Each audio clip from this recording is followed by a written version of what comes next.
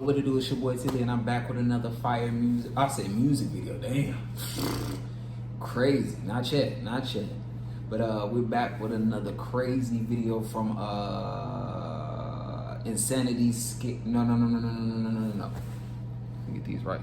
Yeah, Chillin' Scares. We got another episode of Chillin' Scares. Y'all already know what it is. You can see by the title. 4 most disturbing early internet rabbit holes. We ain't got nothing much to say. We finna jump right into it. But before we jump into it, make sure y'all like, subscribe, turn on that post notification bell. On that roll time in case subscribers. Let's get to it. Rod.com. In February of 2004, a user on a now outdated message board asked other members about a strangely morbid site they recently came across. The post read, SeeMeRod.com. Is this coffin webcam real? I recently visited www.seemerod.com, which is a live webcam inside a coffin that is taping a woman in her 40s who passed away from natural causes. Something isn't right here. They claim it's real, but there is very loose wording under the disclaimer. Someone please help clear this up. Is it a hoax? There seems like there are too many loose ends here. There has to be more to the story than this. Visiting the site today leads to an Australian fashion and lifestyle blog that has nothing to do with what this post was talking about. Fortunately, this domain has been extensively archived by the Wayback Machine over the years, allowing us to go back in time and see how it used to look in August of 2003. And sure enough, it was just as bizarre as the OP mentioned in their post. Its logo was the site's name over a picture of a coffin with an ominous caption tagline reading, "Being dead and buried doesn't mean you can't have friends over." Below this was a supposed live view from within a coffin, featuring 2 cameras pointed at the deceased face and feet. What? Live streaming video over the internet wasn't really a thing back then, so these were more akin to images that were updated periodically. These images were too low res and hard to decipher, even for 2003. Was they dead or was they alive? This whole thing might have been nothing more than a hoax. Yeah, that's what I'm saying. Less than a month Another later, one of those, the they site's always owner be. replaced them with a much clearer picture of the person in the coffin. It showed what was supposed to be the final resting place of a young woman in a light blue button-up shirt. This new feed also refreshed every 10 seconds with an updated picture. However, the most disturbing part of this website wasn't the coffin stream, but the description beside it. It opened with the site's owner providing a detailed play-by-play of what exactly they did to get this live preview, stating, "Welcome to SeeMeRod.com. This site is dedicated to all who have gone before us. 2 months ago, we attached the world's first live coffin cams to the interior." Dumbest motherfucker ever. I ain't trying to see my people in a coffin, bro. Hell no. Yeah, it had to be a white person. Ain't no way it's a black person doing it. Subject's casket. Ain't no way. This was done after friends and family had seen the deceased for the last time. We then traveled over 2,000 miles with the casket to the family's chosen burial place, undisclosed to protect gravesite. Having arrived at the graveyard, a small ceremony was held, after which the final preparations were made to our transmitting hardware and lighting units. All went according to plan at first, and the casket was lowered just after lunchtime, April 15th, 2003. Cam tests were carried out at the site and the grave was sealed. We then set off back to our office in the heart of Seattle.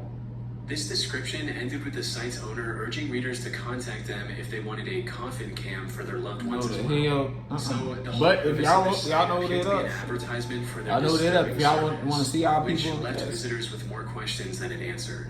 Like, who in their right mind would want to see the decay of their friends and family after their passing? There's somebody out there. But while people were figuring that out, SeeMeRod.com became a phenomenon on the early internet, with people talking about it on forums, prompting even more flock to the site out of sheer curiosity. It even got picked up by mainstream media like the QI, or Quite Interesting show from the UK. The biggest question most visitors had, however, was whether it was actually legit. Were these images really from the inside of a coffin? No. Well, as it turned out, SeeMeRod.com was nothing more than a hoax. Some savvy users quickly figured out that the live preview wasn't live at all. Instead, it was the looping GIF of a still image that went in and out of focus to emulate a live digital camera from that era.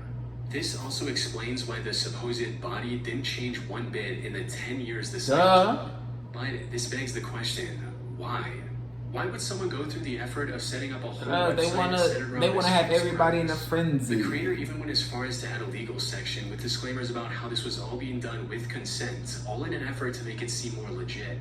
One of the first explanations that comes to mind is that this was an art project of sorts. Though a closer look at this site suggests that its creation was driven more by profit than by artistic intent. You see, this site has had advertisements on its homepage, often for adult content from its inception, something that was very common in the early internet days. A site called the Museum of Hoaxes even managed to track down the site's registration address to some adult business in West Hollywood, California.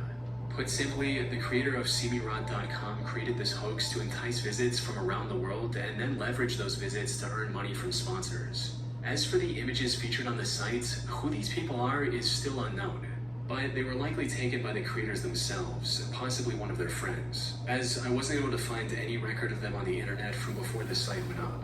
SeeMeRot.com was ultimately shut down in 2013. It has since changed owners multiple times between different businesses, including a coffee company and now a fashion and lifestyle blog from a tiny remote town in Australia. That said, the identity of the original creator remains a mystery to this day. They exhibited some odd behavior over the years, like continuing to update the site to make its, and by extension their coffin cam business, seem more legit, despite the internet figuring things out by 2004. At one point, they even made up a story about the police confiscating their camera equipment. It's now been over 12 years since the original site was up. Eating healthy is hard, but now everything we eat is easy, delicious, and healthy. How? Hungry Root. Hungry Root deliver. Mortis.com. In early 2010, a bored 4chan user was typing random URLs in their browser, hoping to stumble across something interesting. And while most URLs they tried were either unavailable or belonged to some business, one caught their attention almost immediately: Mortis.com. It was a completely black page with nothing but a generic login window in the middle. There was no logo or description that could help visitors understand what the website was about. This mysterious landing page, combined with mortis, roughly translating to of death in Latin, piqued this user's curiosity. But without a valid username and password, there was nothing he could do to investigate further. With no other option, he turned to 4chan and made a post about the site on its technology board. What he didn't realize at the time, however, was that this would spark a decades-long mystery that remains unsolved to this day. Now, I should mention that while some still remain, a significant portion of the discussion threads and forum posts regarding Mortis.com have since vanished from the internet, including the wiki page users created to keep track of all their findings. Any backups of Mortis.com have also been deleted from the Internet Archive upon a request from the site's owner. In other words, whoever this owner is, they do not want people digging into this. The Mortis.com site also went down sometime in 2011. Possibly because people started trying to brute force its login requirements by using special software to try millions of username and password combinations, so the owner took it down. Now, most of these attempts led nowhere, but a few more tech-savvy individuals managed to extract valuable information from the site's code before it went offline. Most interesting among these was the fact that it was originally registered all the way back in November of 1997 by a man named Thomas Ling. This allowed users to discover 24 other websites under that same name. But instead of offering clarity, the discovery of these additional sites only made the mystery more convoluted. Take Cthulhu.net, for instance, which was named after the eldritch monster created by H.P. Lovecraft. It was just a black page with the text "Dead but Dreaming" written on it, and nothing else. Some users also claim to have seen a version of this site with a white chess piece on it, though I wasn't able to find any archives containing that detail. Either way, the whole thing was deeply puzzling and mysterious. That said, not all sites under Thomas's name were this empty.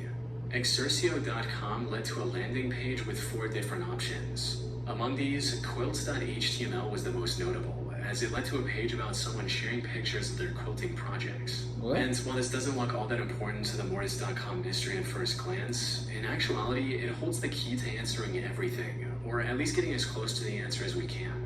But we'll get to that a bit later, because there's another key piece of this puzzle that we haven't discussed yet. You see, while people were snooping around the Mortis.com code and the emails relating to its domain, they discovered terabytes of encrypted data connected to this site, which is an unheard of amount of data for the late 90s. Some individual files in this collection were as large as 39 gigabytes, which got people even more curious about what this site was hiding behind its login page. Theories included everything from a private collection of illegal explicit material to something connected to the three-letter agencies like the CIA or FBI. However, while people were trying to figure this out, Thomas allegedly contacted one of the investigators and told him to stop trying to hack his site.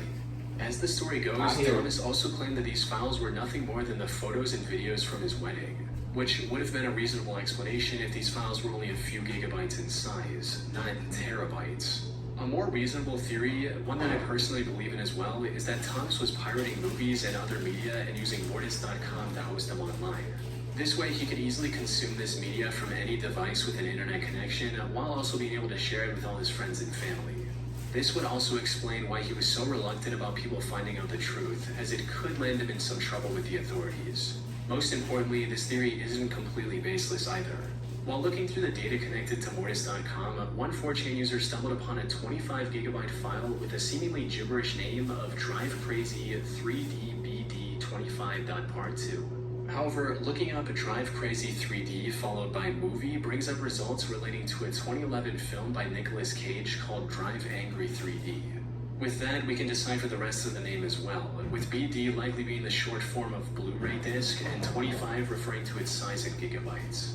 Put simply, Mortis.com was likely nothing more than a pirated media server. As for its ominous name, it's possible he chose Mortis just because it sounded cool. The only big questions that remain are, who is Thomas Ling and why does he own so many empty or just plain strange websites? And the answer to these lies in the quilting page we found earlier. Near the top of this page, there's a logo reading DFI. We can find this same logo in the FAQ section of another website registered under Thomas's name called dentalfillins.com. This was a job board of sorts for dentists that was likely operated by Thomas back in the day. We know this because one of his currently operational websites is thomaslingvds.com, which is a website for a San Francisco dentist named Thomas W. Ling. This quilting page also includes pictures of quilts created for Jeff and Josh for their first birthday. These names also align with two more domains Thomas registered in 2010 and 2014. Lastly, while looking through the many domains connected to Thomas, I discovered a subdomain of Cthulhu.net containing a 7-day travel journal. These entries describe Thomas and his wife Karen's adventures across Asia, including Thailand, China, and Hong Kong. And as expected, Thomas also owns the KarenLing.com domain as well.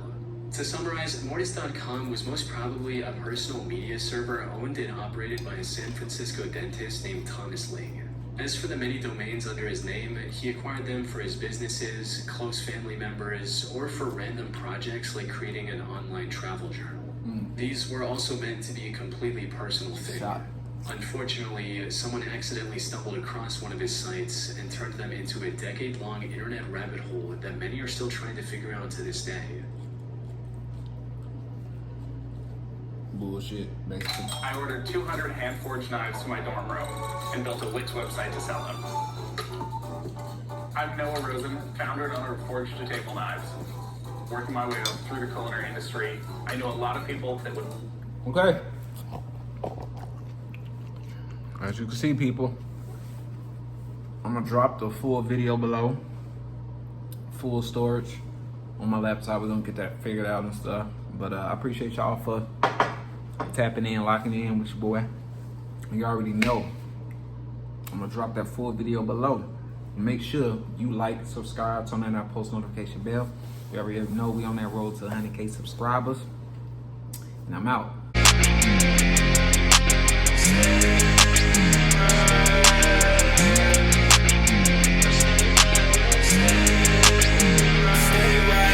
What you gonna do now?